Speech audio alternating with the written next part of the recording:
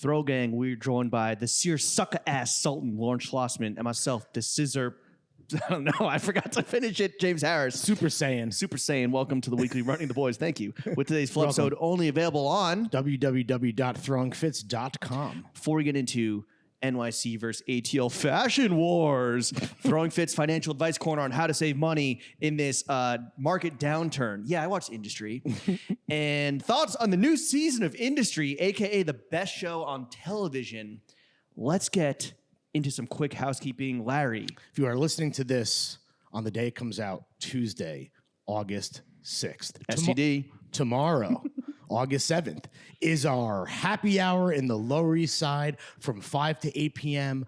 Open bar, one of our favorite dive bars. Repeat that one more time, because I think that's like the detail that is a little uncommon and not necessarily in most happy hour events. Open bar. Open bar, 5 to 8. Top shelf, middle shelf, bottom shelf. 5 to 8 p.m. This is for our comped and paid subscribers on Substack. First come, first served movie. Yeah. Full info in the link in the podcast description below. Yeah. Right? If you go to www.throwingfits.com, all the information is there. But you're going to link it in the description. Can you do that? No, because there's a hidden link, right? Because you got to RCP via the hidden link on our site. Oh, yeah. Information below the paywall. Down here. Down here. Folks. Down but here. Yeah, but I don't know what you can and can't link in like the RSS feed description if you're just like listening versus right here. consuming right it here. on our Substack. It's right here.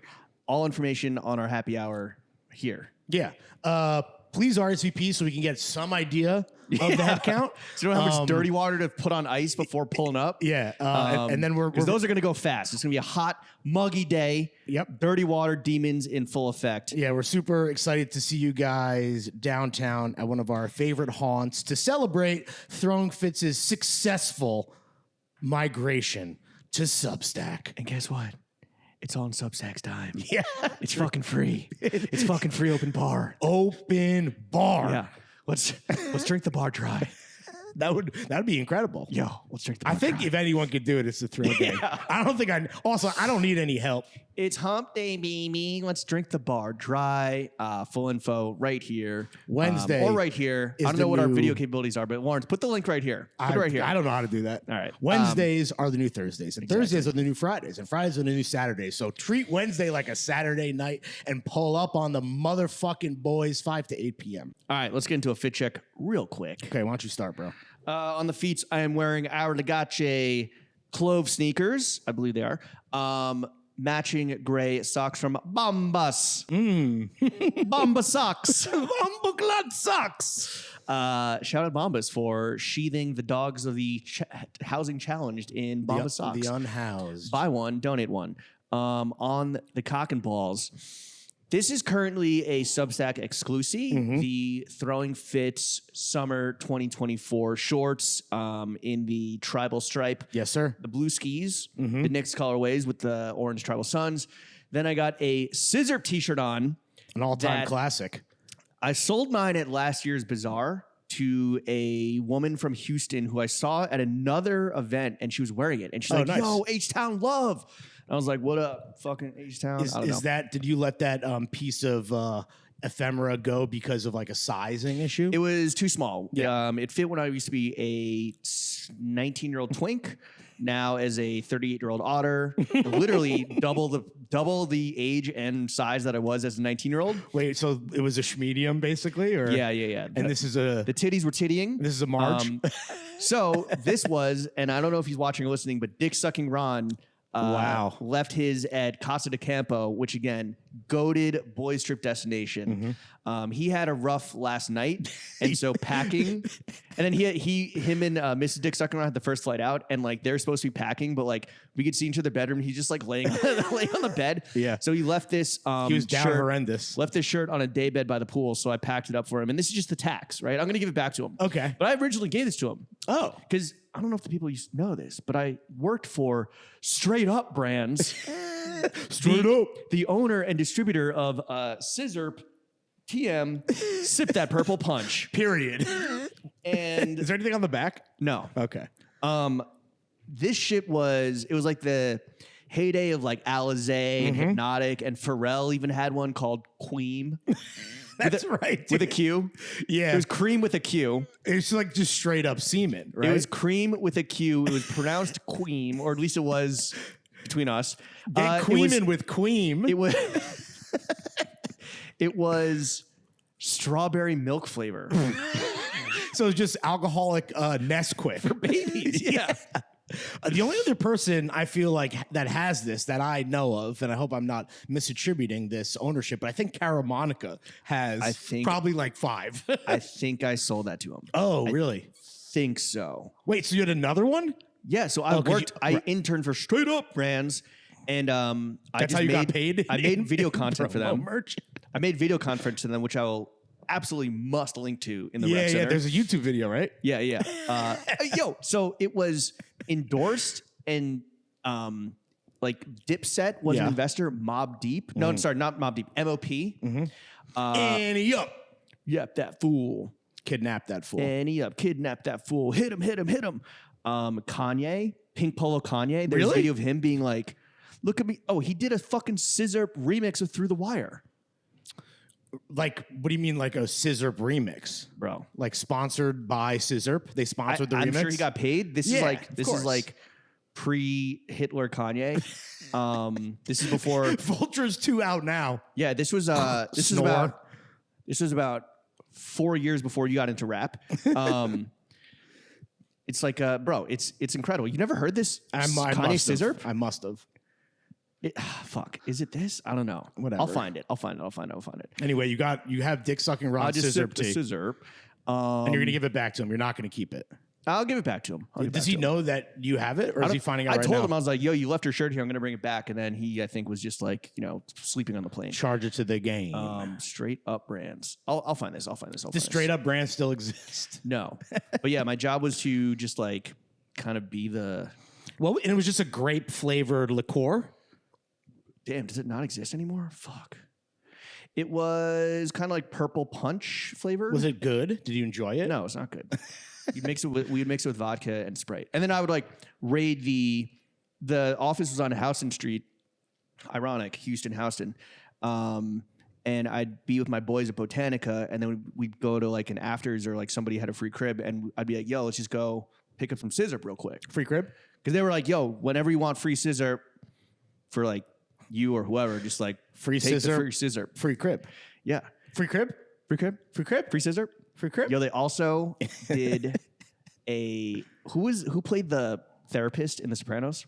Dr. Melfi, I don't know the actress's name. Edie Falco? No, that's Mrs. Soprano. Who the fuck was who? Carmela. No, but who played the actress that played the therapist? Dr. Melfi. Yeah, Thank God who, like for kind lifetimes. of a smoke.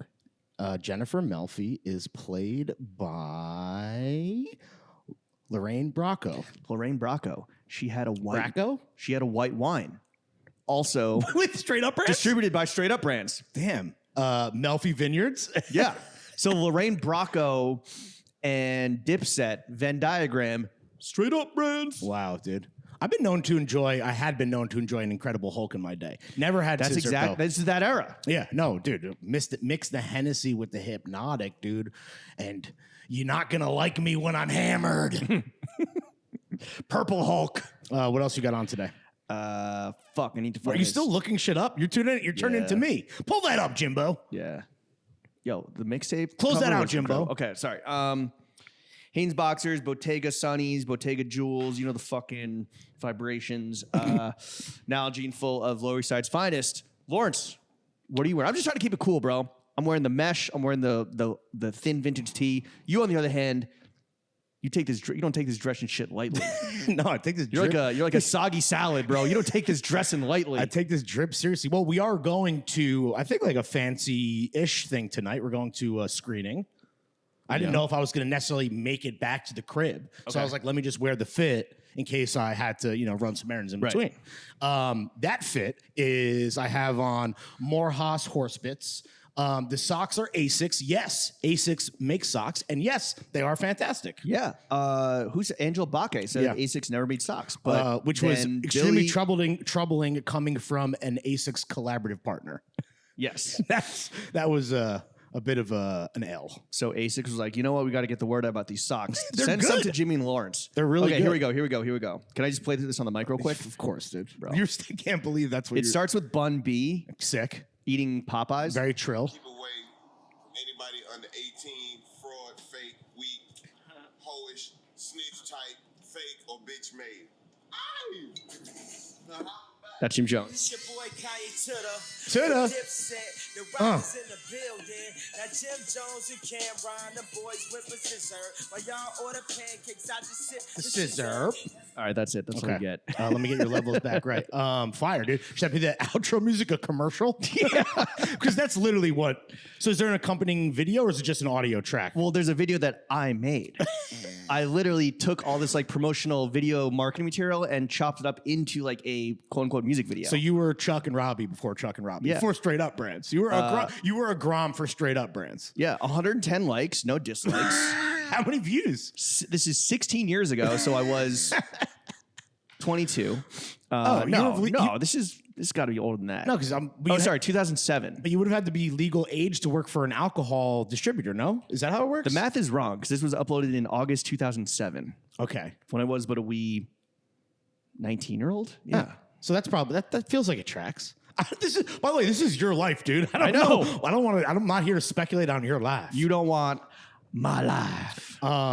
Moving on up, I am wearing. Oh, thank you. Okay, we got the outro music. Enjoy the. How long is it? A full song or is it? It's like a 2.5 minute. Okay. It was a lot of fun putting this together. Juicy J, fucking Cameron, Young, dumb, and full of queen. I think it was the video for Cameron Girls. Oh, Great song. yeah. Oh, Great it was like sample. it was a product placement. In the video.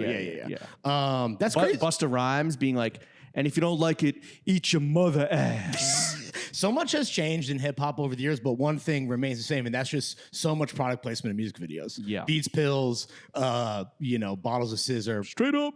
The suit, the seersucker suit, is Talk about it. New 18 Talk about East. it, sir. I feel like everyone has been talking about the suit. There's the linen joint in olive. There's the ripstop tan. But I feel like the one that slept on is the ecru in black seersucker. Slept on because I'm feeling a little sleepy down in this plantation heat. I do look like a. I do declare. I do declare that I look like a pretty chill plantation owner. I do declare somebody's committed a murder because my boy killed it. Shout out Benoit Blanc. Bro, you look like Leo in fucking Django. No, dude. Fucking Calvin Candy. No, dude. I don't want to be. No, I would like to not be associated with slave owners. I will be associated with Cajun detectives, however. Have you seen Deadpool Wolverine? No. Channing Tatum's getting a lot of praise for his Gambit Cajun accent. Did you see Deadpool Wolverine? No. That's for sure for me going to be streaming. That's that's an airplane movie. Yeah, absolutely. But the Channing, God but intended. I didn't know that Channing Tatum, who I fucking love, plays Gambit, and he just does this like unreal, hilarious Cajun accent. He's played Gambit before, correct? Somewhere? Oh, I'm gonna make a name for myself here today. Shout out they're fucking- gonna talk about what happened here today. Shout out Channing Tatum. Has he played Gambit before? I think he probably has, no? No? They always bring in these motherfuckers back where it's like, oh, remember he was like had a 15-second cameo in X-Men The Last maybe. Stand. I don't yeah, know. no. dude. Oh, he When was in the a after child. scene. The suit is fucking fire, and what I love about this is we talked a lot about the casual suiting that we saw in Europe on all of the industry lads, right? People wearing suits with tees, keeping it easy, keeping it breezy, Keeping it with some keeping knits. it beautiful. Exactly. What I love about this suit is that normally for me, while I love the idea of casual suiting, I'm like, give me a shirt with a collar, give me a tie. Even if it's a tee, it's going to be tucked in. But this suit is so easy and so breezy that I feel like I can raw dog it and wear it out the house like I would never wear a suit before. Don't need to tuck in the tee. Don't even fucking need to wear loafers like I'm doing today. This is fucking... Kenny is dialed Antonio as the people know him, Right. but Kenny to his friends. This motherfucker, I told him this personally, between this fucking suit, which is based on, I guess, a vintage Armani joint that is fucking spectacular, and then these big shorts that he released as well, these like big pleated shorts. I'm like, this is the best shit, at least in my opinion, my humble opinion, that 18 East has, I think, ever done. Ooh, I don't know about ever done, but it does feel like 18 East has. They were fucking red hot in, I want to say early pandemic days. Yeah. And then, they cultivated that fan base. They like kind of cruised along, did their own thing, stayed consistent. But like while the masses may have moved on to other stuff, I think 18 East has come out the gate in the back half of 2024 with some bangers and some heat that make this little flower wilt.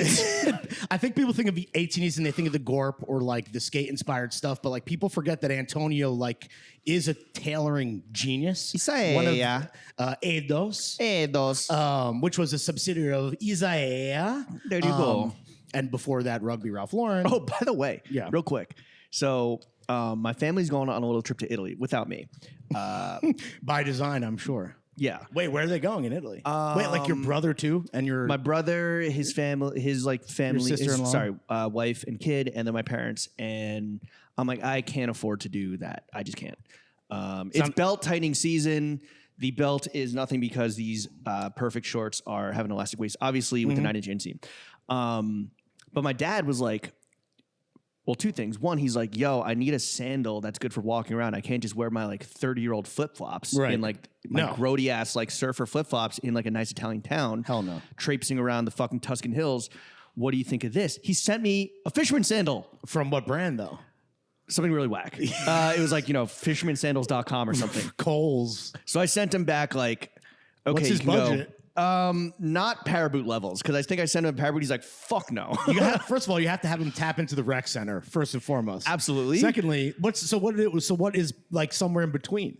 I sent him some Keens. I sent him some Merrills. I sent him some, I think just more kind of like $100 level fisherman sandals. Okay. Closed, but a closed toe with some ventilation for pops. Absolutely. Gotcha. And then I saw him this weekend. I don't know what he got, but I'm sure it was something good. And then the other thing was he was like, oh, I saved you this article, and it was a fucking Guy Trebet's, your I hate your sandals type article. Dude. Damn, Guy Trebet has that man ever written a positive article in his entire life? I think he exists to be the New York Times style section old man yells at cloud. That's like literally his whole fucking beat. Absolutely. Speaking of belts being tightened or otherwise, not even wearing a belt with this suit. Like when I say I'm raw dogging this shit, like it's such a thing that's so unstructured. I feel like I'm glazing, but that's how good this is. And while I think the other ones, the other colorways or fabrics are sold out, I think this one is available. And as much as you might look like a little wilted like a little flower, peony, yeah, I do think that the like way a little hydrangea sitting on the porch. leave it to Antonio to do again a crew in black, not your typical white and blue seersucker that might have you looking a little bit too much like Calvin Candy. Yeah. I had a seersucker suit that I picked up at a Goodwill for like $5 in like Florida. Okay. You know what always fucked me up about seersucker? What's that? And let me see the buttons on the other side there. It's the white buttons. Oh. I can never really get past the white buttons. Oh. They're so like, They pop. they're so They pop. blindingly, I don't know. I'm not saying like the fit of this, like I immediately came in and touched your pants, pause. You did look ridiculous. It looks crazy when you had the pants on and not the jacket. I was like, oh, really? I was like, what are you fucking Because railroad? I was going to say, I've broken this up into separates already. You look like a railroad conductor. Well, it is a bit of a railroad tripe. I mean, that's like You were getting on the fucking choo-choo. choo-choo. Well, we don't want to talk about me putting people on trains. Oh. Wearing a suit like this. Or boats. Yeah, anything. Damn. No forms of transportation. No. If I have a seersucker suit on, I'm walking. Leisurely. It's a leisurely stroll. Or get on your fucking penny farthing. I say, I'll just be just a biped. I'm just taking a little. I'm just taking a little constitutional round the grounds. You hear? Yeah.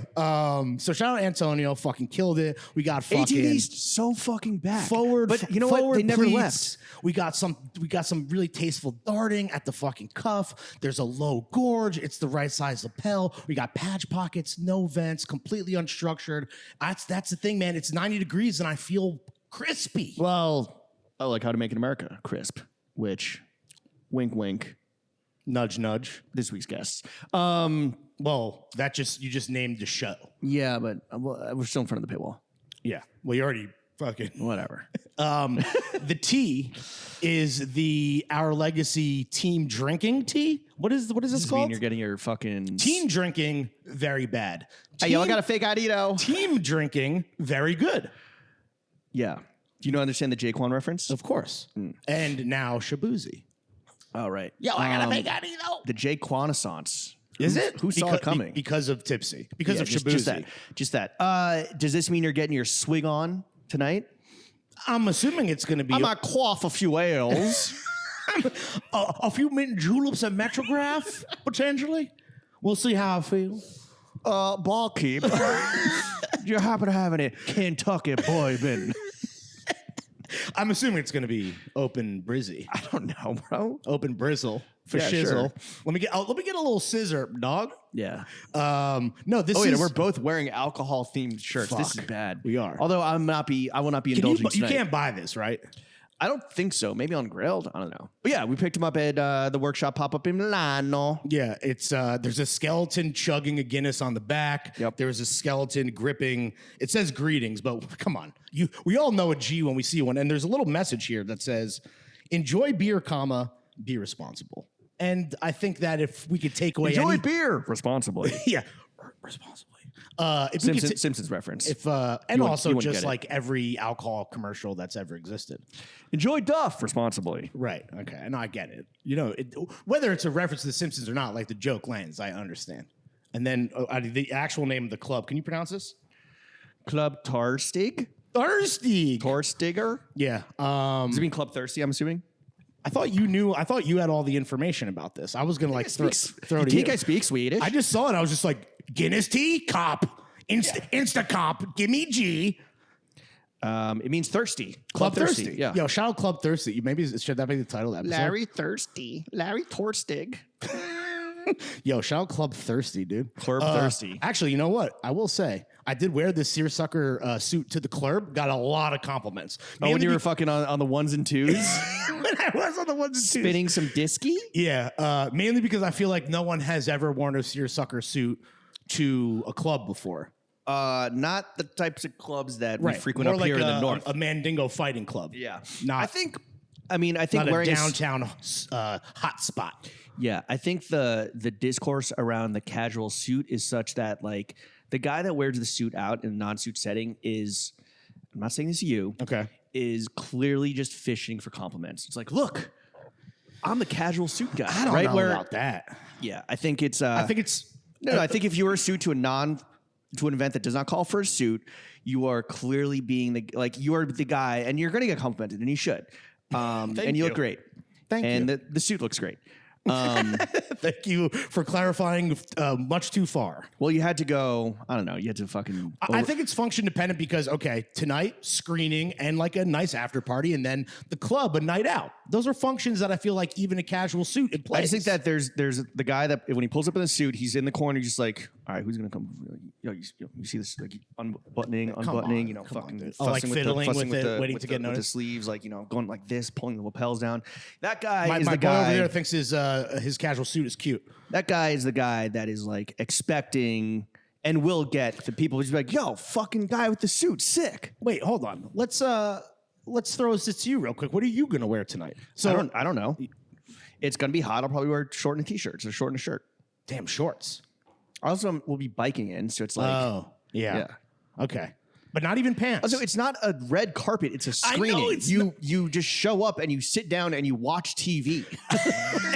my life. No, Yeah. I understand. You wear a suit to go watch 4 movies on a Saturday. I understand that it's not a step and repeat thing. It's not a red carpet event. I'm just saying that like we're going to support some friends who are doing amazing work that we will be talking about later on this pod that you teased up top. And I want to look good for them, in honor of them. Yeah, I also want to steal the spotlight from them and make sure that, please. oh, look, I'm the suit guy. The suit guy has entered the building. I think they might be wearing suits too. So, Probably, if yeah. anything, when we take a group photo, maybe the guy in shorts, in mesh shorts, might look out of place. Well, I'm not going to wear these shorts. Okay. I'm just, yeah, it's the middle of the day. It's fucking hot. Okay. Actually, that's a good point. Maybe I'll fucking throw on a jacket. Oh, look at that. See? People can grow, even James Hater Harris. I'm not being a hater. I'm I just know. saying that when you show up wearing a casual suit, you are the same guy that's showing up wearing Bodhi. You're the same guy showing up wearing something like the attention grabbing thing. What if where it's you a- need the compliments? You can't imagine if you show up to a fucking thing wearing the suit and you don't get complimented. You'd That's feel like fine. an idiot. No. I would I'll say you feel like a fucking jackass. a goddamn donkey. No, to be clear, I'm not expecting to get complimented one way or the other. I'm just saying it's hot out and I want to dress up. Lawrence. What if it was a Bodhi casual suit?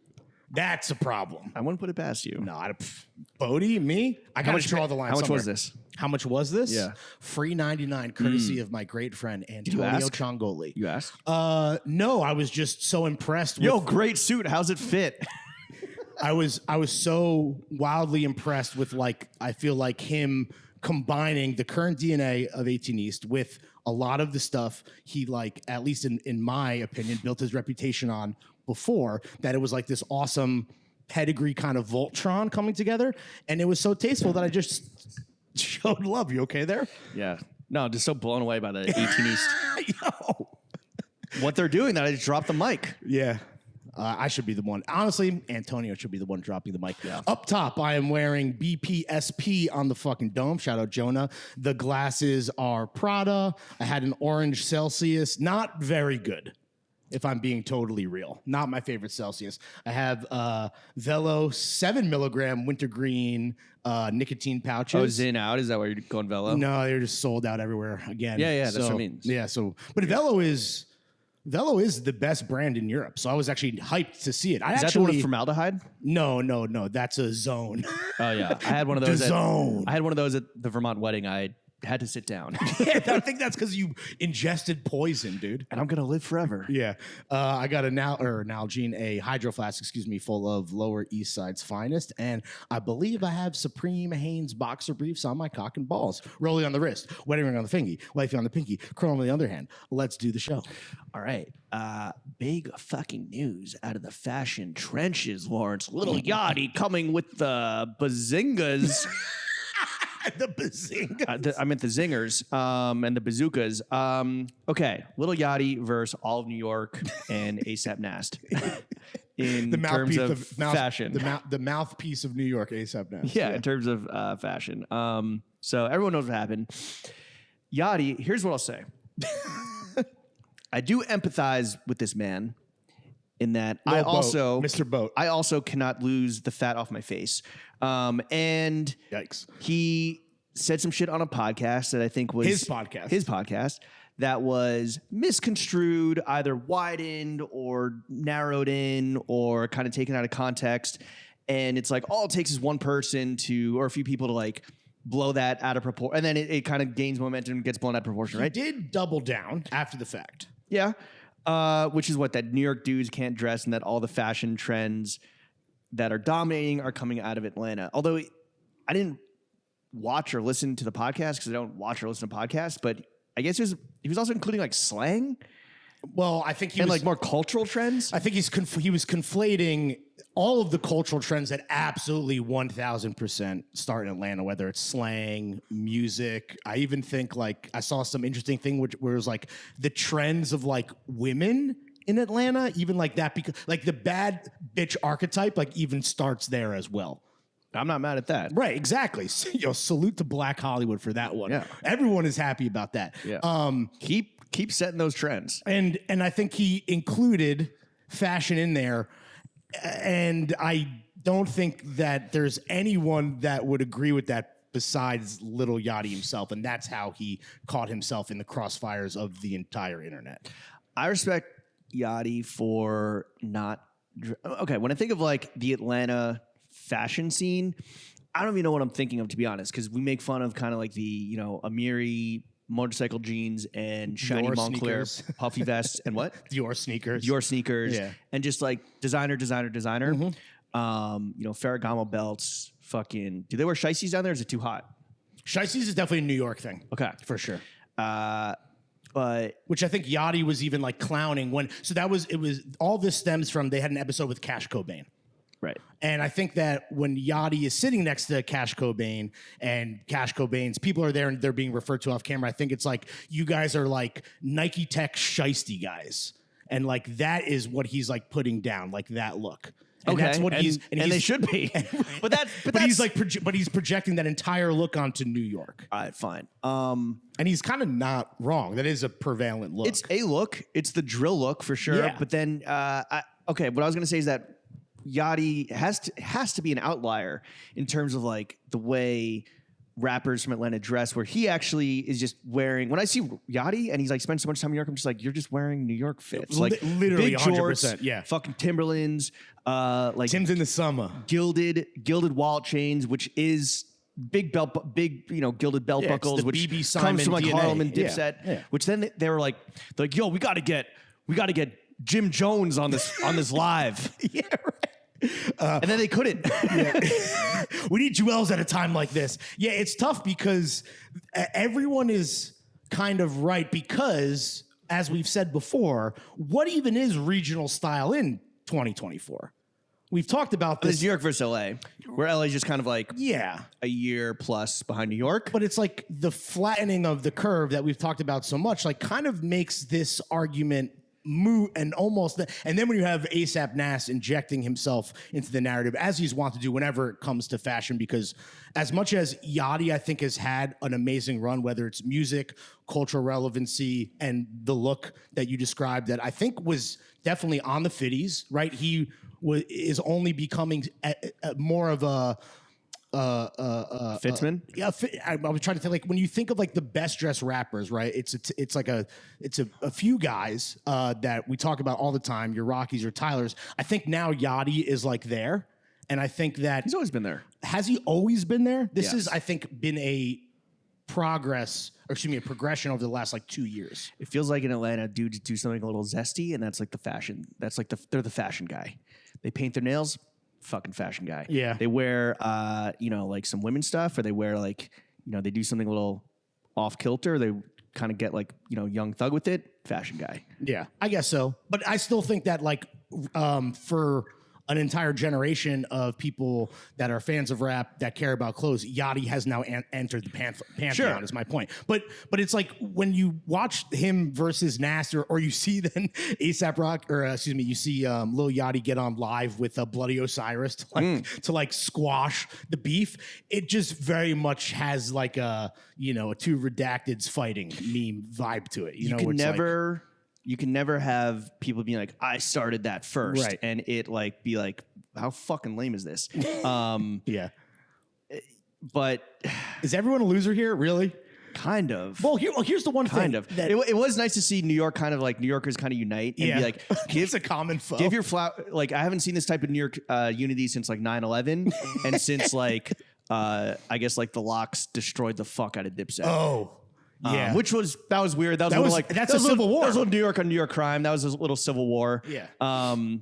Action, but a lot of people, and I think rightfully so, I think are like coming around, and maybe it's just a product of the times. It was 20 years ago. It was the fucking scissor era. Yeah.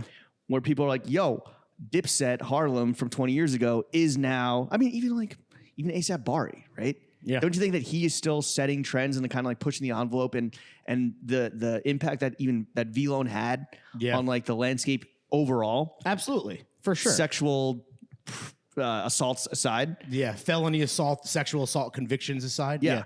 Well, Atlanta has Andre 3000, so they have that forever. That's always going to But be. they also had, I guess Ian Connor recently was being like, yo, like you're all my sons. Well, he's from Atlanta. He's the guy.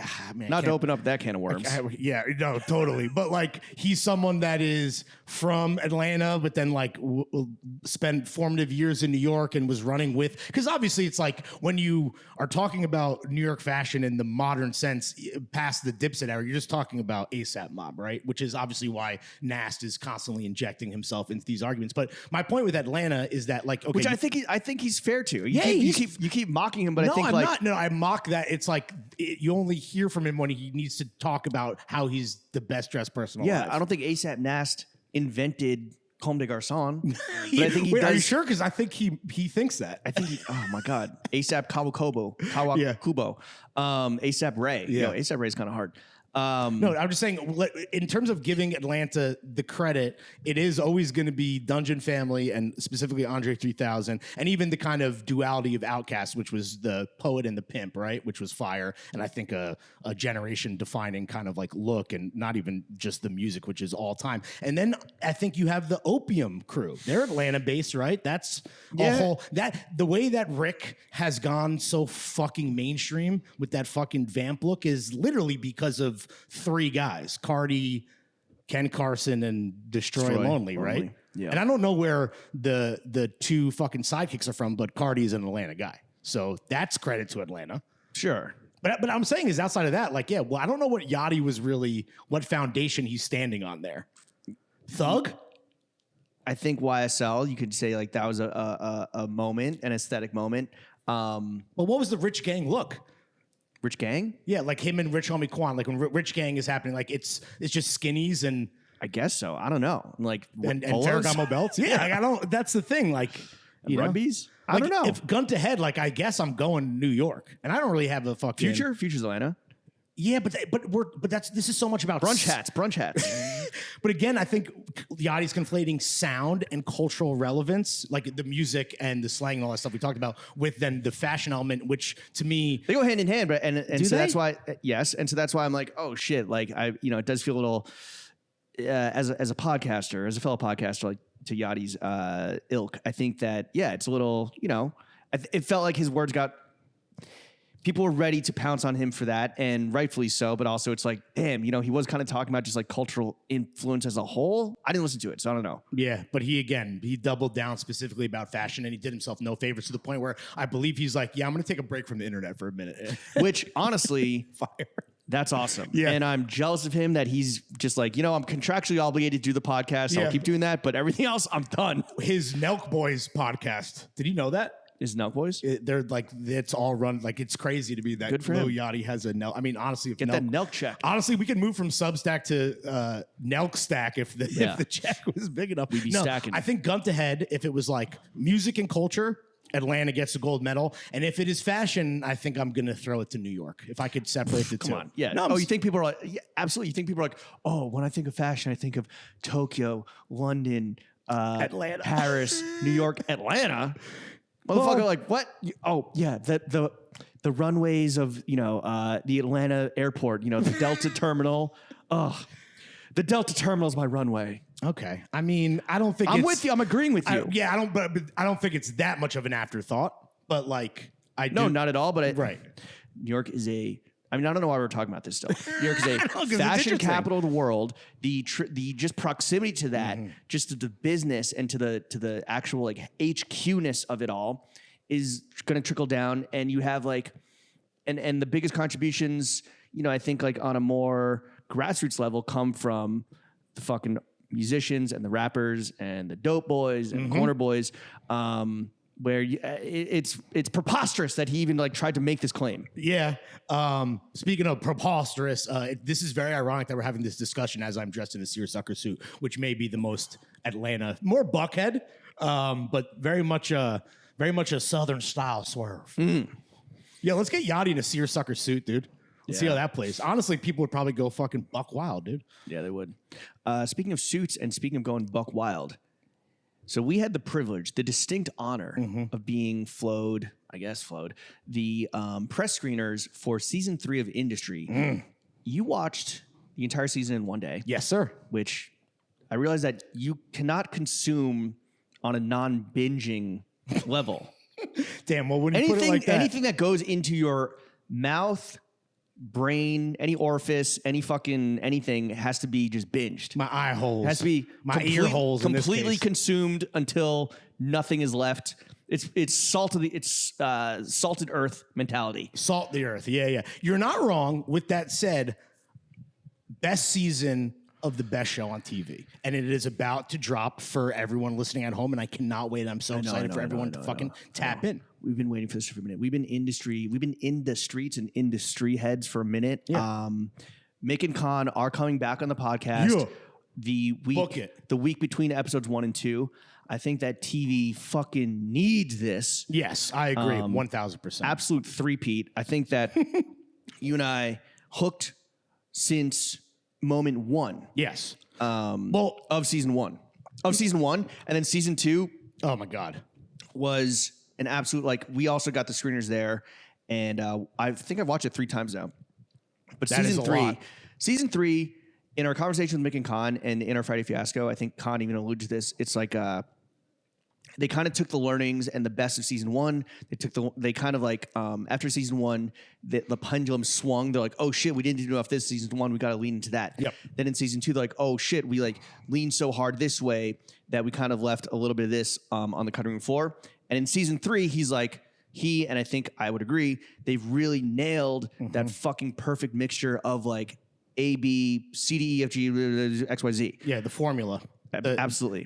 The recipe. This show. So, okay, no spoilers. No, First no, of all, not at all. No spoilers. Though, by the way, the reviews are like the mainstream media reviews are out, and dude, people, I think this is not just these are our friends, and they have a sick show, and the show got the premiere slot on HBO Sunday night. Everyone agrees that these guys, the show's at an inflection point, not just because of the appointment viewing 9 p.m. Sunday slot taking over from House of Dragons and HBO. This is the most important slot on television. They are going for it, and I think they fucking nailed it. And I can't wait for everyone to tap in on a week-by-week basis versus binging it, having the pleasure of potentially binging it like I did. Well, I've got them. When did we get them? Middle last week. I have 1 episode left, the finale. So I've watched 7 of the 8 episodes. And I think the most impressive thing for me is that you kind of have, it's where season 1 was kind of just like in your face, like sex, drugs, rock and roll. Season 2 is very plot driven. Season 3 for me, it's more plot. It's like a combination character. It's more character driven, I think, than plot driven, where everyone has their arc. Everyone has their downfall and their apex, and their high moments and their lows. And it all kind of gets tied together. At least where I am, it's like all coming together. Absolutely. At a absolute crucial. Just everyone's storyline is just like culminating in this like crazy powder keg of a moment. You have though some arcs and even entire episodes that are like devoted to a specific individual or kind of like coupling or set of individuals within like the larger industry universe. And so you have like micro moments that are just like focusing on one person, and you have kind of the macro where like, the season wide arcs. And it's just in a binging sense, it's great to see. You can like kind of understand and like envision like, oh, this is Eric's trajectory. Yeah. Oh, this is Harper. Oh, this is Yaz. This is Robert. I don't know. It's fucking fantastic. And like the dialogue is crazy. I mean, you're fucking texting spoilers to the group chat. I'm like, shut the fuck up. So many great Easter eggs for fans new and old. I also really appreciate them knowing that there's going to be more eyes on this show than ever before. I also appreciated like the bigger picture themes that have been woven through season 3. And I think the best compliment I could give, if someone at home is still not convinced or has never, cracked open the fucking pilot and is wondering what the fuck we're talking about, I think of season 1, 2, and 3, now that I've seen it all, as like almost like a perfect trilogy of like television. And I know you haven't gotten to the finale yet, and I definitely don't want to spoil anything or say too much, but like just like looking at this show in a vacuum of these first 3 seasons, and I can't even imagine where they're going to go from here. And I have no doubt that the show is going to be the smashing success that we've been shouting about from the fucking rafters, because we just personally love the show and its creators so much. Like it is going to go, I think, from your friend's favorite show to like everyone's favorite show.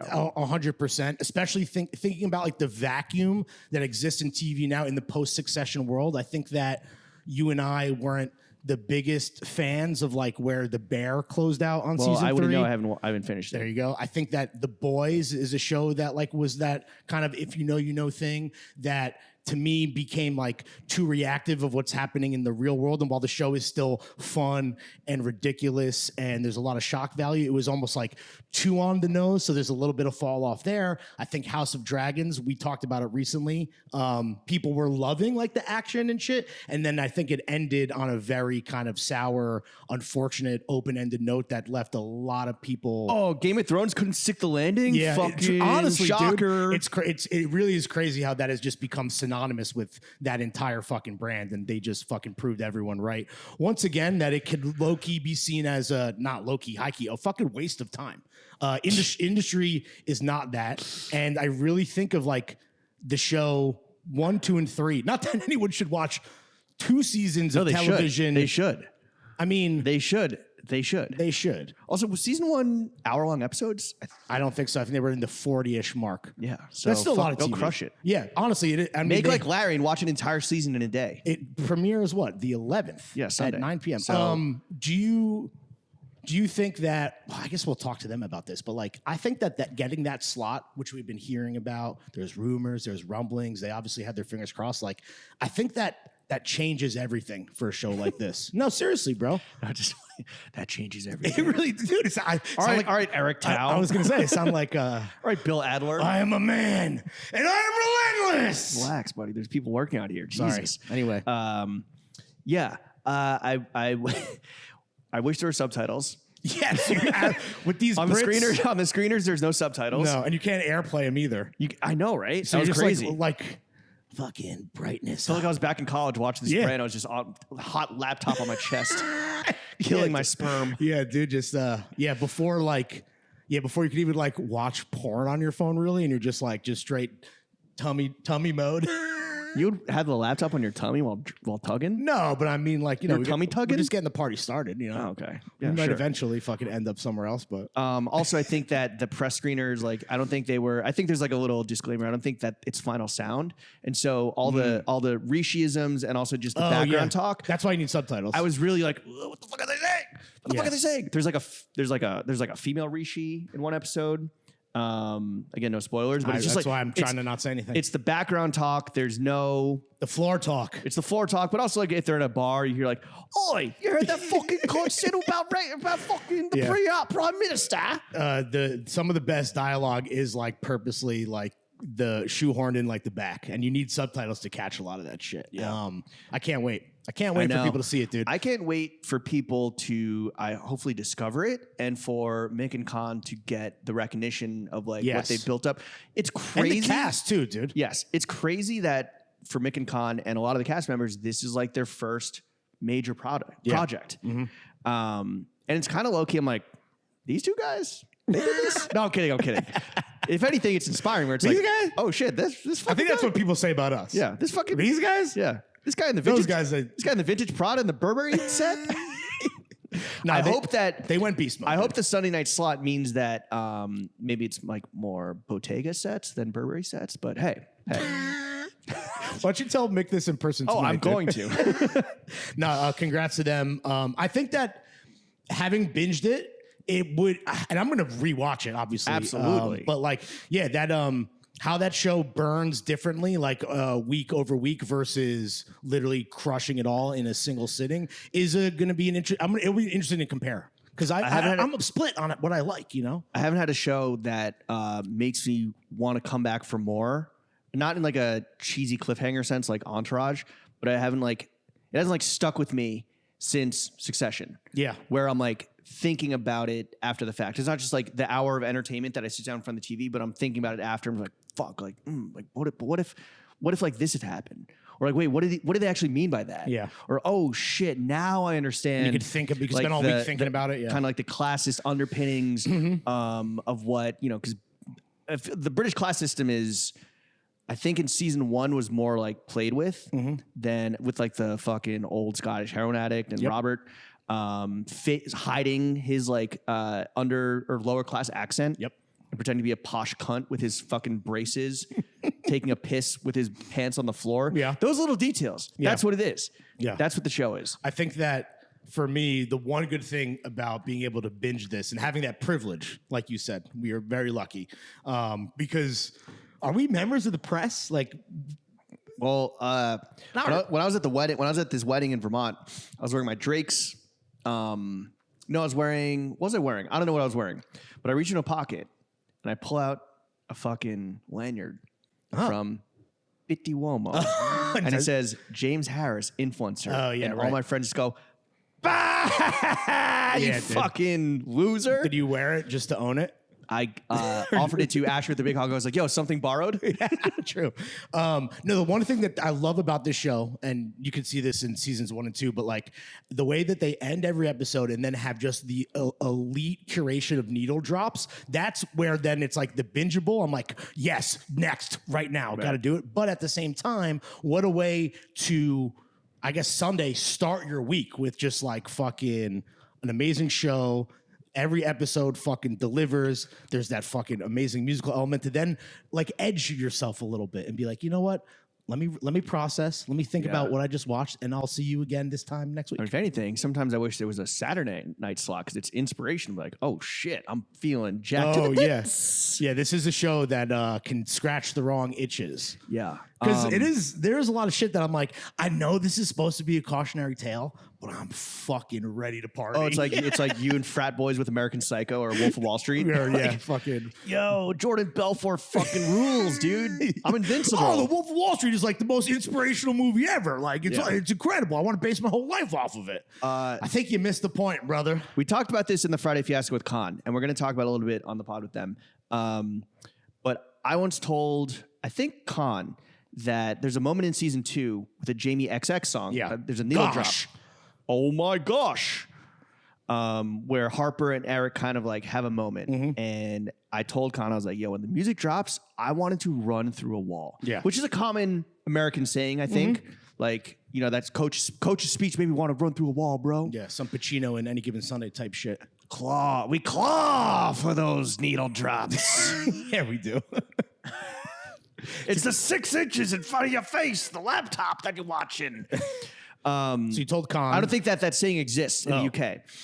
So what he then told me is that in season 3, they had the run through the wall test where this episode had to end. Not every episode, right? But like there had to be moments where when they happened, did it make you want to run through a wall? I just experienced one Saturday night when I was watching. I think I know exactly the one you're talking about. That has got me fucking geeked to the tits.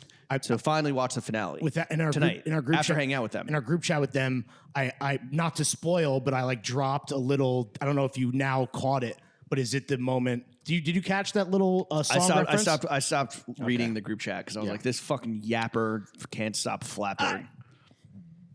Watch the show. Not even spoilers, just like I think this is such a cop out of spoil happy motherfuckers. And this is just like a general observation, not just you. No, I understand. But people are like, oh, it's not a spoiler. I'm just dropping a quote. It's like you are coloring my experience where I cannot go into this like a blank, empty urn.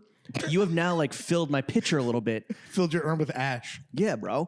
Where like I cannot go into this museum and look at the art. Like you have already tainted my viewing experience by like now when sorry. If you say not you. Oh. It's like, oh, it's not a spoiler, it's just dialogue. It's like, yeah, but now I can kind of infer from the dialogue what's going to happen, or when the dialogue happens, I'm like, Leo, like, oh, there it is. Like, versus going in, fucking blank. Yeah. Unless this so fuck you. Not to be obtuse and not to make this about us, but the one thing that I felt like season 3 was missing that there have been examples of in the past was I don't believe there was any TF-centric Easter eggs just for me and you this time around. I think there was. Really? Okay. I think there was. We'll talk to them tonight because again, I'm gonna rewatch this, but I just want to make sure I didn't miss any horny Jimmies or congrats on the sexes of the past. So I think there was. Okay. Yeah, there's no explicit horny Jimmy, no explicit, I don't know, Turbo Larry, I guess is your moniker. I've already complained to them about how you got in and specific like. Why would you complain about that? Why can't you be happy for me? I am happy. I'm just so jealous, dude. So jealous. Wow. I would. You're such a fucking. I've told them that. You're such a fucking Rishi, bro. Honestly, that's, yeah, actually, you are kind of. You are the fucking. Watch the show. All right, so premieres episode 4. Is that what? Yeah. Okay, that's a spoiler. August 11th, Sunday night, appointment television, 9 p.m. HBO. It's not TV. It's HBO. Stream it on Max. Yeah. And your hoes in the streets, we in the street. And then we're gonna have on the How to Make It in America guys. Another HBO fucking legendary Geysers. couple. They're coming on. Brian and Victor, aka Ben and Cam. Yeah, are coming on tomorrow, and then Mick and Khan the following week. Yeah. we're part of the press run, as we should be, because I guess we have self-determined that we're press. Prestige TV meets Prestige Podcasting. Speaking of Prestige Podcasting, let's get into, in light of the global markets fucking free-falling today, although I think they maybe picked up a little bit. I hope so, dude. You know what? You buy the dip, you short the VIX, fuck Bitcoin. Which I wish I'd listened to the last part because Bitcoin is taking a bath. Yeah, welcome to the Throwing Fits Financial Corner, where we offer you sage business advice and wisdom from the big brains and big wallets of Jimmy and Larry. Although you just talked about tightening the belt tightening season. Nary 30 minutes ago. Yes. Wow. Yeah. A lot of potatoes being cooked in the Harris household. That's for half of you, baby. Very little meat. Very little meat. It's a potato sando. We're gonna talk about, honestly, not. I mean, probably delicious. Yeah. You ever had a Japanese potato croquette? I don't think so. Fire. What's It's kind of like a tonkatsu fry, and then bulldog sauce on top, and it's like a super creamy inside, creamy like Pharrell. Callback. I mean, it sounds delicious. It's good. You never had it? A bunch of shredded cabbage. I mean, it sounds. I mean, dude, just give me any katsu, anything, dude. Yeah. Give it to me. Feed it to me. In light of the markets crashing. Yeah.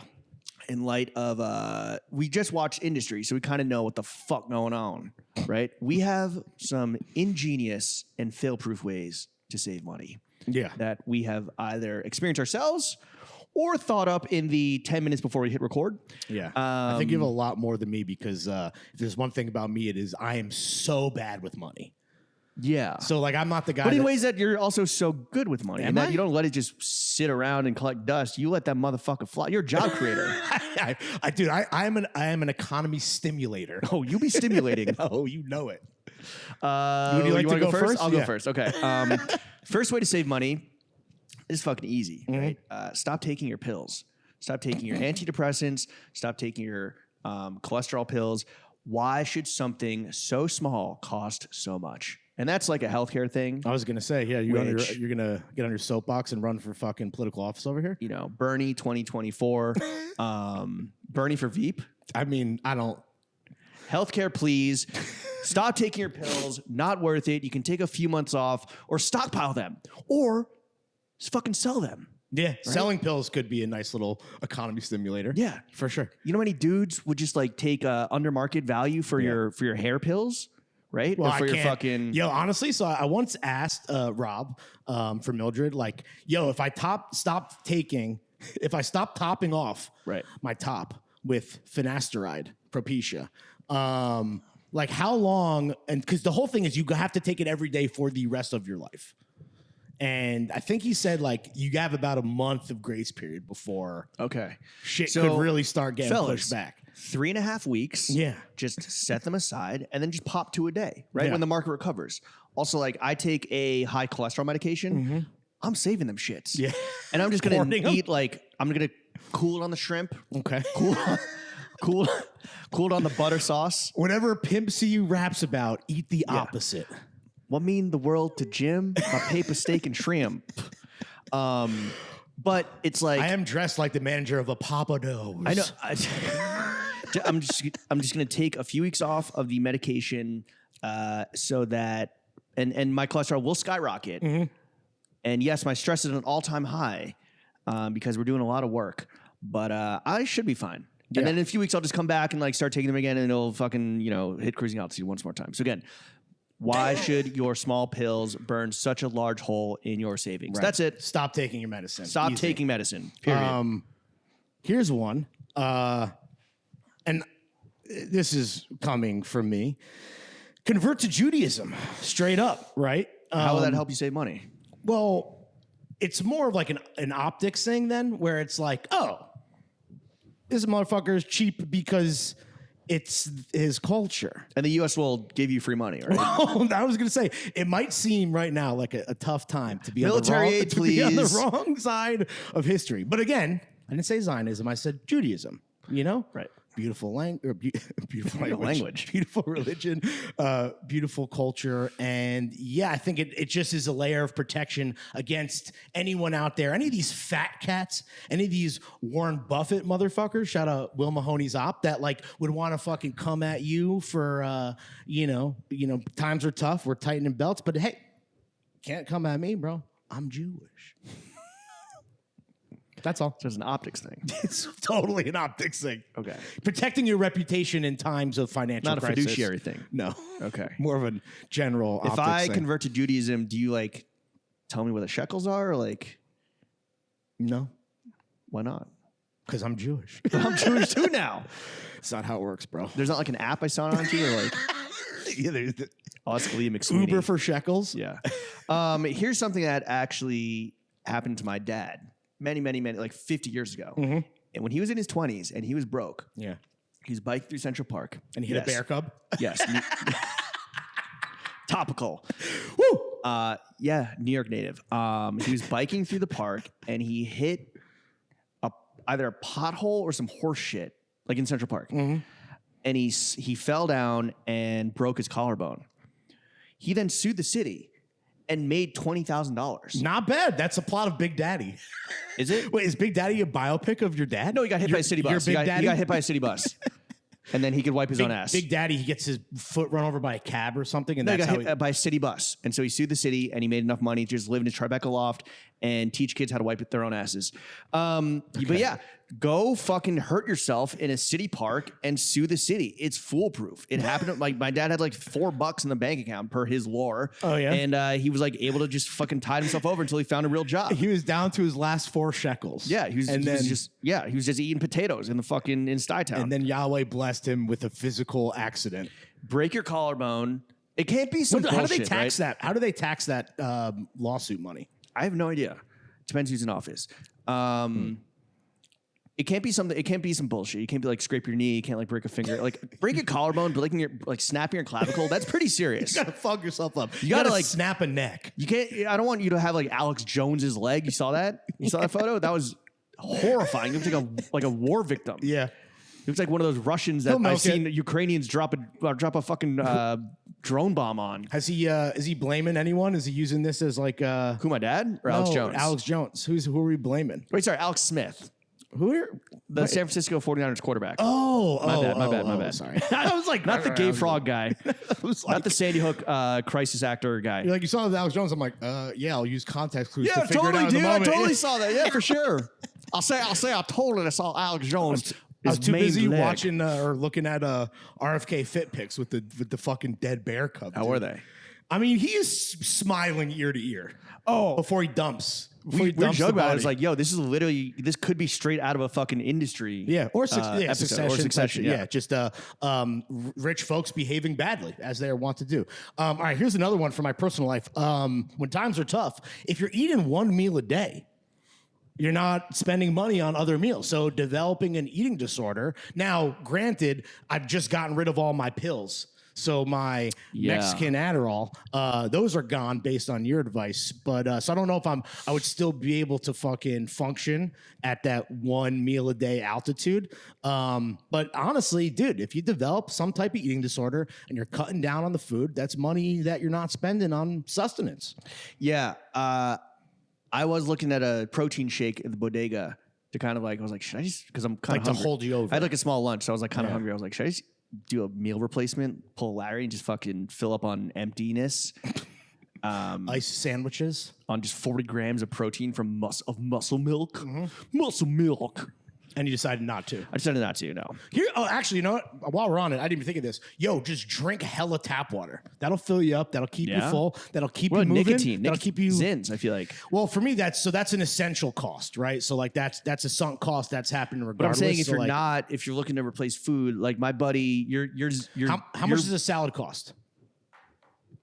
In fucking Biden's America? Like, it could be like $20. Yeah, so you're talking 15 about to 20, I would say. So depending on where you live, so geographic specific, that's like at least 2 to 3 Zin or some type of comparable product tins. Like, And look, the peppermint flavor, that's green. wintergreen. Yeah, but I'm saying it's like green packaging. That's like eating your greens. Yeah. I mean, I have a buddy who you're Zin pals with that is like lost hella weight. Yeah. Because he's like, oh, I'm not hungry and I don't snack. Oh, And Ozempic, yeah. And I have shit. No, from Zins. And I have, Ozempic. And I have shit in my mouth, so I can't eat. So, all right, you look good. Yeah, he does. All right, All right, I have a food one. okay. I have a food one. This is actually mad smart. This is actually like, honestly, do this one. Okay. You host a potluck party. Okay. You keep the leftovers. Oh. That's like a week At of least. free food. Yeah. Yeah. Or Or what does it cost to host a party? Nothing. take it even further. Have a baby. And my brother and his wife did this. Have a baby, and then people just bring you food for like weeks. have a baby. For weeks. Yeah. Have a baby. Defer all the was gonna costs say, down the long-term road. thing. Whatever, Yeah. whatever. Your body's producing free food for the baby. Yeah, take out a right? small Anyway. baby loan. Yeah. The titty milk is flowing. Speaking of fucking You can make the boys. ice cream out of that. But I'm Yeah. saying, like, people just bring you food. But yeah, have a potluck party and just keep all the shit. Like, the only people want to like go home with Tupperware? No. Yeah. I was No, gonna they have no Tupperware at the crib. Yeah. Because I was like, what does it cost to like have people over? And you're right, especially if it is themed around like them bringing you stuff. One thing though, and this is a real fucking actual piece of advice. One thing is they could be using up some of your products, like hand soap, moisturizer. Maybe they're like, oh, why don't we light that candle, set the mood? And you're like, right? Dude, the best thing that my cheap ass has fucking found. Have you heard of Element in Brooklyn? Sounds like a spa or a bar. No, it is a company that sells soaps, creams, and candles that are 1-for-1. And I know this because I have fucking used them, that are straight dupes of Aesop, Byredo, Diptyque. They have a fake Margiela candle, Joe Malone, Labo. Even they have Loewe hand soap. They have fucking ripped off everything. And they're not trying to be like, we're the dupe brand. You're buying fakes. But- we do it. They're like, we do it more sustainably, and we do it fucking cheaper. How do they do it sustainably? It's the Curious. packaging. It's all the packaging. What bro. does that mean? Okay, let me tell you. What is it? Okay, here we go. What is the mission at Element Brooklyn, you ask? And this is not even a fucking paid plug. I've just literally used this to refill all of my Aesop soap and put fake candles into real candle holders from the actual brands. Our mission at Element Brooklyn is to bring quality formulations and luxurious fragrances into your home without wasteful packaging and high price tags. Goddamn motherfucking right. That's 'cause a the message. packaging That is is a in- mission and a message I can get behind. You buy it in bulk, and the packaging is in these like refill Bang. bags.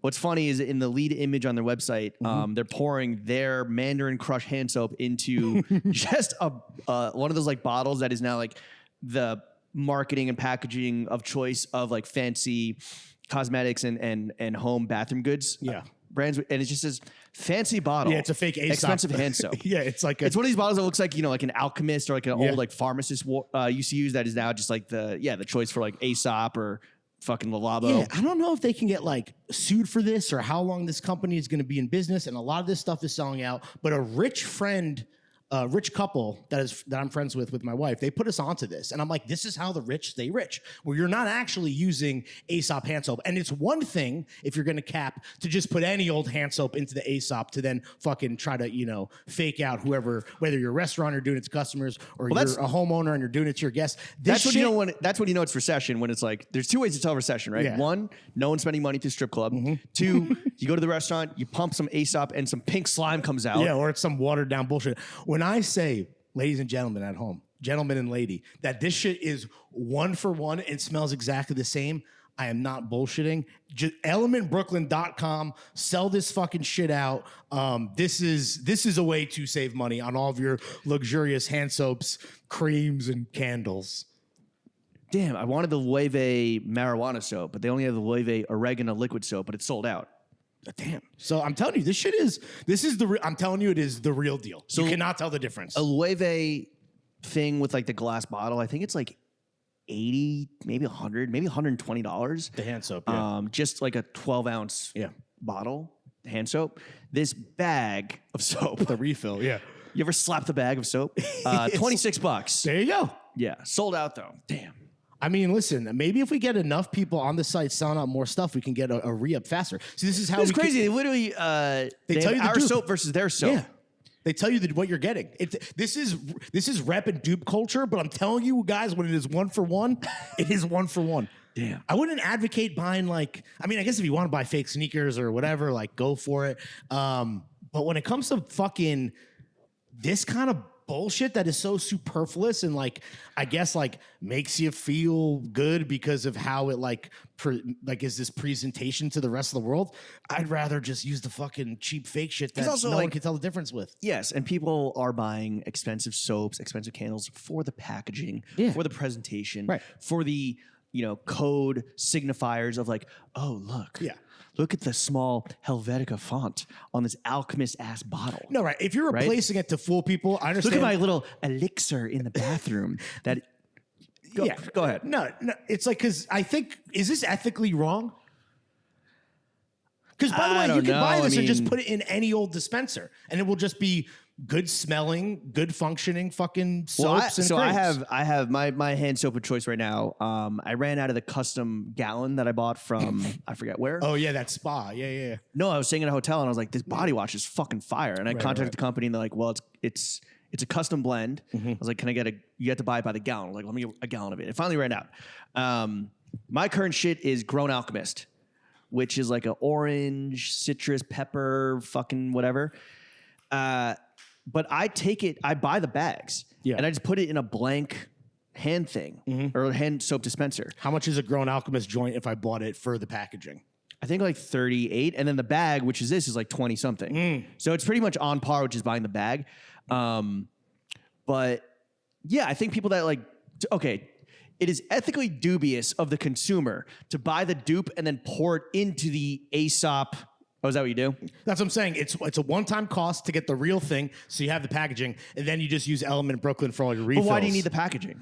Well, I guess also when times were better, we already had that stuff. But why do you want the Ace? Why do you want? Oh, so you're recycling the Aesop bottle? Oh yes, there it is. There Thank it is. you. All right. I was waiting for you to catch on. Yeah, dude, I'm being very green. I'm being very conscious of the environment, and that's what I'm doing. I'm reusing the receptacles I already have. For sure. Surely. Okay, so that's a real one for you guys. That's a real one. We'll link it in the rec center. This is a real one. These are all real. I was gonna say steel, but I had this experience recently. I went to the pharmacy. Everything's locked up. Everything. What were you trying to steal? I was trying to buy some fucking moisturizer. Okay. Just some like lotion, some body lotion, and some sleeping pills. You should go to this little website, elementbrooklyn.com. Do they have like body lotion? They got lotion, bro. Okay. They got cream. I'll check it out. They got cream. They got Queen? Yeah, dude. They got here. These are the creams that they have. They have an Aesop dupe for cream, and they have Aesop products I've always not enjoyed. And they have another flavor. Yeah. What? They're both Aesop flavors of cream. Are you always been an Aesop man? No, for cream, I think I like my favorite is the Malin and Getz the rum. It's called like rum body lotion. That smells incredible. Aesop, I've always really not. I know that was like the fancy boy fucking status, soft boy status symbol, like whatever. I was never a fan. I used some of their I got some of their shit on sale at, I think I had like a Porter credit and bought some Aesop. Yeah. I used it on my face and just instantly broke out. Damn. The soap has always been too like, I guess I like the exfoliating soap. The beaded, that's nice. But by then the way, Element Brooklyn sells that dupe. But I'm like, why am I like exfoliating my hands? This is some fucking. I don't know. I think it's because you're supposed to. Not all the time. Not all the time. Not every time you wash your hands. No. Okay, that's fair. But Aesop, I've always been a little turned off.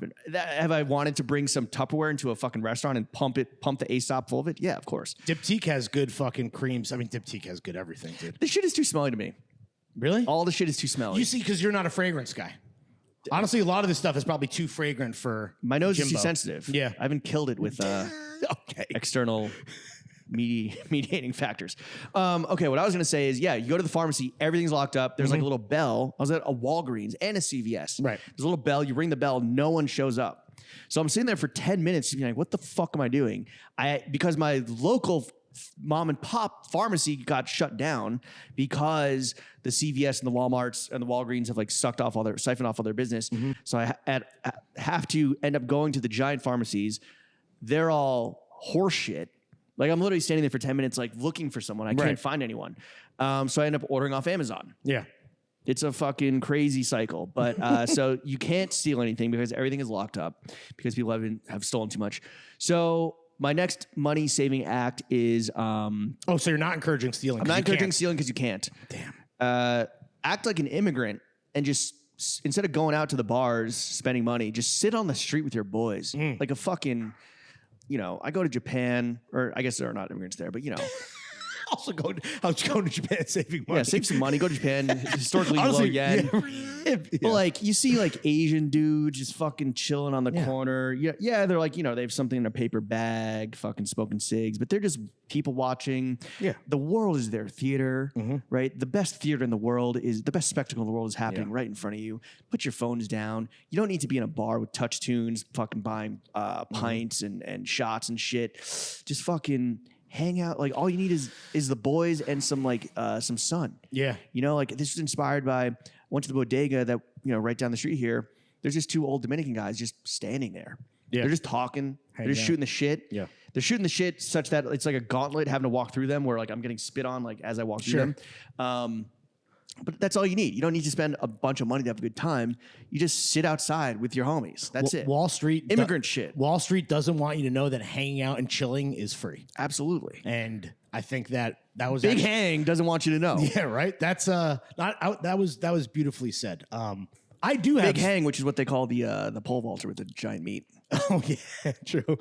Here's some shit you can steal, right? You can't steal music anymore, but I found some, and this is coming from a boomer, and I'm sure there's way more sophisticated ways to fucking, download torrents of all your favorite shows. Though you should be obviously streaming industry on Max, so we can get those fucking numbies up for season 4 and 5 and 6 and 7 and 8 and 9 and 10. But yo, dude. I was invited via Chuck. His boys have a Plex server, dude. It's a fantasy league for fucking free movies. You got to be invited. I don't know how they fucking get the content, but it is there. So start poking around, asking friends of friends who has a Plex server, get invited, boom. That's fucking free entertainment right there. And then here's another thing, dude, right? The Olympics are on. Oh, go to Peacock. You can pick the event. Okay, no, dude. I just want to watch the shit that is fucking on NBC, and to watch NBC, you just buy a fucking antenna, dude. That shit is HD now. That's how I basically watch the Giants when they're in season. That's how I'm watching. Wait, for real? Yeah, dude. You just fucking get the shit, you fucking stick it to your wall, and it's just HD television for free. Now, granted, you get CBS, NBC, Fox, ABC, UPN 9, and CW and PBS. but it's free and it's HD and it works. And it's great, bro. That is some cheap shit. Yeah, thank you. And yes, I am paying for every single streamer. You don't pay for live TV anywhere? Nope. That's how you watch. How do you watch ESPN? My parents' DirecTV login information. Okay. So also get married and then use your in-laws' logins for all that stuff. Right. But no, honestly, dude, I'm not lying. If it's a major television event on any of the big networks, it's just an HD antenna that I bought for I think they're like $10. They're like $17 on Amazon. I had one in like 2011. This is old tech. HD. This is legacy technology. No, yo, I'm telling you, dude. I agree with you. I used to have this. Yo, you can DoorDash this right now for $19. Done. Olympics. You can hire a private limousine for your antenna. Yeah, dude. Honestly, it was one of those things where Jenna was selling me on the idea, and I'm like, and I'll be honest. I was like, this is shut up, bitch. What are we, poor? Honestly, it's awesome. I have watched every Giants game for the past 2 years using an HD antenna and just getting Fox or CBS, depending on who's carrying the local game that week. Right. Yeah. No, boom, I'm with you, bro. Yeah. I had that when I was, broke boy in my 20s. Okay. It's good to see that it works for broke boys in their 30s. Honestly, all dude. right, that has been Throwing Fits Financial Corner. Ways to save money, ways to beat the fucking system, ways to invest wisely and with unbeatable and guaranteed returns. Yes. Speaking of guaranteed returns, you prepared a little game, a little segment. Yeah, what's going on here? I wanted to end on a fun note. Okay, because shit is Wall Street not having fun today. No, and I figured we'd want to go out with some, and the audience at home should absolutely play along. Yes, please. Okay, get out your scorecards, get out your little notepads, your pens and pencils. This game is called Real or Fake High Snob Instagram Headline. Okay, I have 10 headlines that you would expect to see on Highsnobity's Instagram grid. Before expanding caption and getting this much shit on Brat Summer. This is the shit that they would text overlaid on an image, so it's right in your face, right? Yeah. 5 are real and 5 are fake. And are we saying that like the trends that they're identifying are fake, or literally the entire headline is fake? Or both. I am going to read you something. All right. And you are going to tell me if this is from the genius brains, the brain trust at the High Snob social media team, or Larry came up with it 5 minutes before he started podcasting. Okay. All right, here we go. First up, popcorn core, ? Say no more. That's it? That's it. Real or fake? Popcorn core? ? Say no more. Real. Real. What is popcorn core? I guess they were some brand, maybe it was Loewe, maybe is selling like a fake popcorn necklace, and they created, I think you could buy it from them, but they created a whole thing of popcorn core. So a single brand made a single product, and that is a fucking trend? Wait, am I going to have to explain, like, for the real ones what exactly is happening here? I just thought this is real. And also just you go look for yourself. Okay. Okay. All right, what about this one? The long and short of it, Manprees will extend your summer. Real. That is fake. Yes. But that's a real... Again, is it? Are Manprees happening? We got a dispatch earlier today that inspired me. And that's the second time Manpre's been mentioned recently by like guys whose taste we trust. Do you want to talk about Manprees, or do you want to keep playing? I want to riff on this for a second. I think for the short kings, they're just wearing big jorts. Yeah, just normal jorts. Manprees feels like one of those things where it's like dudes are going to take the big shorts trend and push it to the absolute precipice. Oh, absolutely. And then people are like, whoa, what are we doing here? Push that shit to my ankles. Push that shit to the max. Wait, so is it? Push it to the limit. So here's a question. Speaking of fucking ethical quandaries, are Manprees long shorts or short pants? Long shorts. Yeah, it's got to be. Yeah. Or they just become high waters. Right? Millhouse. Everything's coming up Millhouse. Nice. Simpsons reference. I found this CCS catalog in my parents' place, and from fall 1999. And winter 99 no, CCS. just fall 99. I'm joking. I remember that one of the only things I bought from CCS were these like sick, like nylon gray pants that had like a cinched drawstring. They're kind of like technical. Mm-hmm. Some Cadillac Muscalade gear. Yeah. And I was so fucking hyped. They were fucking capris. Nice. And so maybe this is why I started sagging, but I would started sagging my shorts. I had to sag the fuck out of them just so they would like kiss the tops of my sneakers. Just so they could be high water pants. This is like 8th grade. Yeah, exactly. Because I thought they were sick. I love the cinching, but it's like, I can't wear fucking capris. And I knew this as a prescient 14-year-old. Yeah. So I don't know why motherfuckers in Le Gaz Cafe are wearing them shits. I really think it is like kind of everyone taking, and this happens with every trend, right? Like everyone takes it to they push it to the limit. Shout out Rick Ross and Scarface. Scarface the rapper. Right, Scarface the movie, right. The film. Push it to the limit. Yo, great. Should that be the outro music? Brian De Palma, you ever heard of him? Yes. I was going to say one of my money-saving hacks is don't drink pre-workout. Just listen to old Rick Ross, like in the Rick Ross Wayne era. Yeah. Damn, there's some fucking bangers in there. When I die, remember me like John Lennon. Buried in all Louis, I'm talking brown linen. All brown linen. Connecting everything back to where it all began, because this is the only podcast that matters for a reason. Here's a cost-cutting, saving maneuver, and also a fake trend that we're just creating for a game. If you buy Manprees, you can sag them when you need pants, and you hike them when you need shorts. It's like Shants. And it's too... Yo, Shants maybe... I will say, if you forced me to wear a pair of Manprees tomorrow, like we're talking Nadal fucking... center court Manpree. I think the coolest ones are were yours cargo, those nylon cinched ones? I don't think so. I don't remember. Because I kind of could fuck on those, dude. Just chilling, literally. I know you're gonna try, and I look forward to that day. Okay. If some 19-year-olds, if I had to, if some 19-year-olds are doing it in Dime Square, yeah, for you sure. know Larry's fucking that up in 2026. For surely. Okay, let's keep the game going. All right. What your TSA bin says about you, real or fake? Real. That is real. Yeah, I think I saw that one. Okay.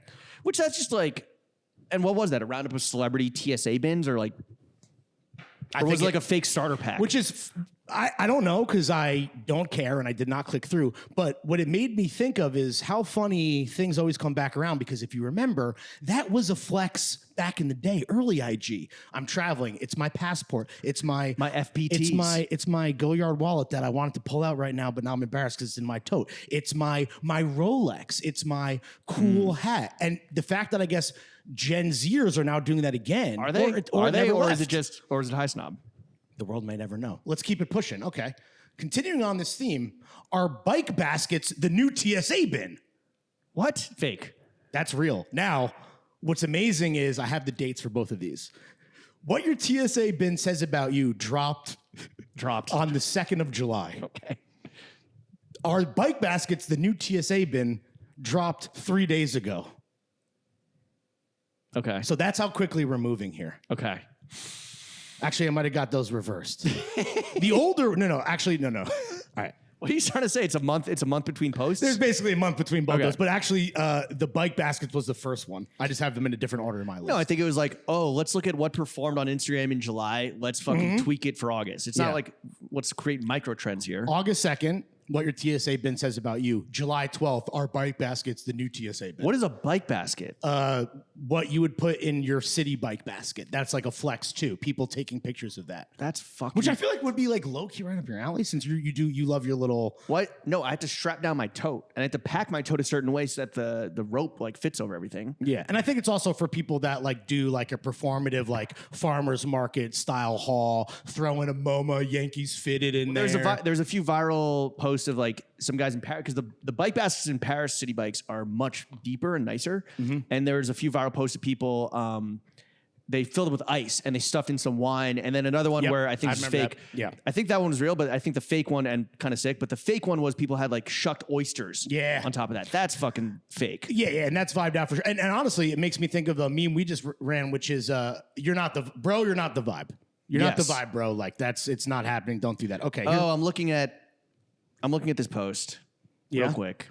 I fucking hate this. Oh, yeah? Also, yo, shut the fuck up because this is just stuff laid out in a city bike basket, which if you hit one fucking bump, which you will, shit's flying. These Rolofers, this Yankee, these fucking AirPod Maxes, this high snob lighter, it's flying everywhere, flying off the Williamsburg Bridge. All right, let's get into a couple more cores, right? I know we started with popcorn core, which again, really. Okay. Your core, colon. No more core. Your core, colon. It's never too late. Excuse me. Your core, colon. It's never too hot for Tim's. You heard? Fake. Okay. You wrote that. What happened to Summer Tim Larry? It hasn't happened yet. It'll look really good with my man prees. Okay, I that's on me. I fumbled that one. I feel like if I had delivered it better, I could have maybe got you. That felt like more of a complex Instagram. Which is funny because what inspired this is I had a group chat that was sending some complex and hype beast similar kind of micro trend things. But I feel like High Snob is the #1 perpetrator of this, so that's why they get their namesake in the game. Yeah. We're licensing this out, and this will be available in a Target near you soon. Yeah, which will be locked up. This should be like a Cards Against Humanity style game. It'll be locked up. You got to ring the bell for some help. Here's another one, and I'm just going to ask you: do you think, yes or no, that High Snobiety sincerely used the phrase "girl core"? Yes. Okay, they have. Yeah. I was because what is girl core? Exactly. That's exactly what. What does that mean? It's just a gender and core. Yo, they get into the gender wars. I believe it was used to slang the Sandy Liang Bo Solomons that were available at the High Snob shop. Oh, yeah, that's the other thing, right? All this stuff is available just perchance, happenstance in the High Snob shop. Girl core, are they talking about like the Algerian boxer? No, they were talking about Sandy Liang Solomons. Okay. How about this? ASAP Rocky's dad core uniform is fatherly perfection. Real. That is 100% real. Dad core. Fatherly perfection? What does that mean? I'm so tired. Okay. Here's another one. I hate this. From slur to swag, colon, how metrosexual dressing empowers boy bosses. Oh, man. Say one more time. From slur to swag, how metrosexual dressing empowers boy bosses. So I feel like the first half could be real, but then boy bosses is what's throwing me. I think it's fake. That is fake. Okay. I came up with that. Yeah, but that's like 80% real. I thought the thing that would give it away is from slur to swag. but it's pretty fucking real. I mean, that's the best part of this game. The beauty of the game is that all of these could be real. And honestly, anyone listening from High Snob, feel free to use these. All right, 2 more. All right. Brat Summer is more exclusionary than you think. Meet the marginalized feeling left out of the pack. Real. That is fake. I made that up. What? I was so sure that was real. Woo, I kind of nailed it, right? As I went through these, I felt like I was getting better. It was like an exercise. Well, High Snob is relatively kind of woke, right? I mean, headlines and shit. Are they more woke, though, than Throwing Fits, who just came up with that amazing fucking headline? Well, it's pretty. There was pretty clear, just to talk this out for a second. It was pretty clear that High Snob like hit this inflection point. Like, yo, we can't like streetwear done. Streetwear's dead. Yeah.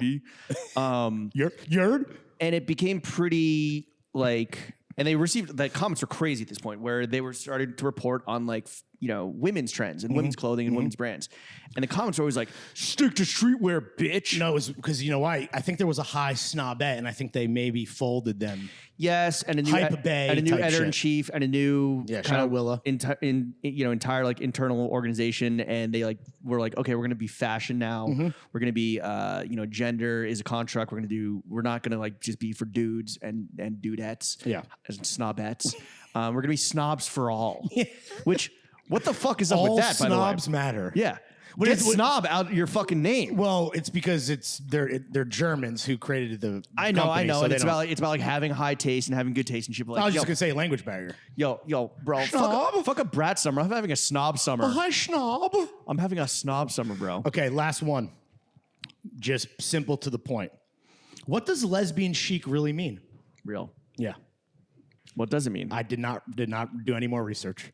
I just thought that it's would about be Billie Eilish looking like fucking Lil Wayne in 07. I think it's based on they're doing a thing where it's like there was this old New York Mag article from the 90s about lesbian chic, and I think they drilled down into a nice essay continued in comments type beat. Okay.